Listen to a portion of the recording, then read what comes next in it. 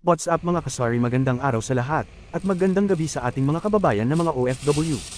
Nawa nasa magandang kalagayan kayo ngayon at gabayan kayo ng puong may kapal, at may bago akong update sa aking sari-sari store ngayon, at dahil ay first time ito nangyari sa aking tindahan, bago.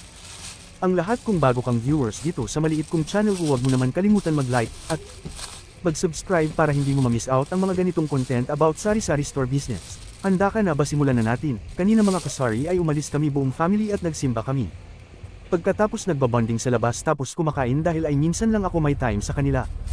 Kadalasan ay ako lagi naiiwan sa aming munting tindahan dahil ay hindi pwede iiwan sa sobrang busy. Kaya medyo inabutan kami ng gabi sa labas, at nang dumating kami ito ang nakita ko sa aking tindahan, sobrang daming barya, umabot 2 plastic at buti kong tig-5 ay halos puro tig. Piso lahat ito, sobrang dami talaga, buti na lang ay maayos ang pagkabilang nito at tig 200 sa isang plastic kaya medyo madali lang bilangin.